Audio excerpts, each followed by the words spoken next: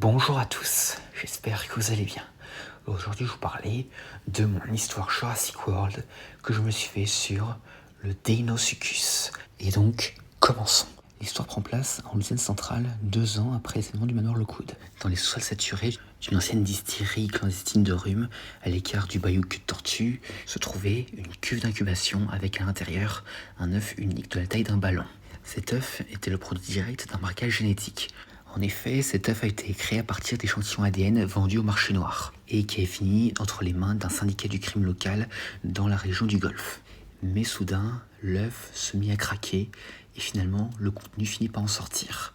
Les hommes qui l'avaient créé crurent d'abord qu'il s'agissait d'un alligator mutant d'une valeur inestimable. Mais c'est en réalité un Deinosuchus. Une femelle est la première de son espèce à être ramenée à la vie. Et donc les hommes nourrirent la bête avec des carcasses de bétail volées. Mais un an plus tard, un ouragan de catégorie 4 frappa la côte et inonda la distillerie. Privée d'électricité, les pompes lâchèrent et profitant de la montée des eaux, la femelle Deinosuchus, qui en seulement un an était déjà devenue très grande, quasiment le double d'un crocodile du Nil, en profita pour s'échapper. Elle tua d'abord ses créateurs, puis se glissa dans les eaux du bassin de l'Atchafalaya. 2 ans plus tard, alors que le trafic illégal de dinosaures était à son apogée, une équipe du DAP passait en Floride pour récupérer un stégosaure aperçu près de Disney World.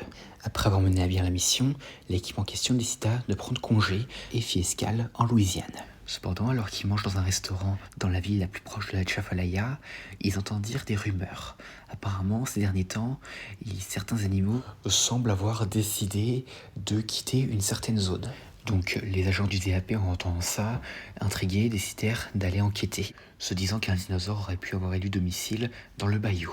Et une fois sur place, les agents du DAP virent que la zone en question que certains parlaient dans le restaurant, qui normalement est assez vivante, semble maintenant évitée par certains animaux et ils découvrent même une tortue qui semble avoir été tuée par quelque chose de très gros. Et en voyant la marque de morsure et en l'examinant, ils virent qu'elle dépassait la puissance de celle d'un tyrannosaure. Ils aperçoivent des alligators à proximité, cependant ils semblent être assez craintifs, alors qu'il s'agit pourtant du super prédateur du bayou.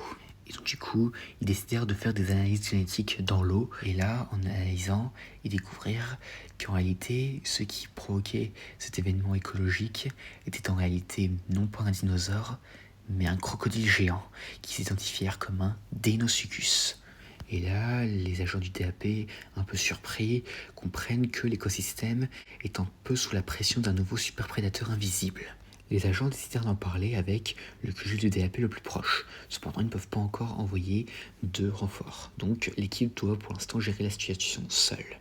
Et cette nuit-là, alors qu'ils montaient la garde au cas où la chose reviendrait, ils croisèrent une équipe de mercenaires qui semblait chercher quelque chose. Mais avant que les agents du DAP ne puissent les interroger, une créature sortit de l'eau. C'était le Deinosuchus. Les mercenaires, en la voyant, tentèrent de l'abattre. Cependant, contrairement au crocodile moderne, qui cherche à fuir lorsqu'ils sont blessés, la créature percuta l'embarcation des mercenaires, les projetant dans l'eau, et elle les dévora. Bientôt, le Deinosuchus aperçoit les agents du DAP et se met à les poursuivre. Mais cependant, un des agents réussit à lui administrer une fléchette tranquillisante dans le cou, ce qui l'a fait reculer.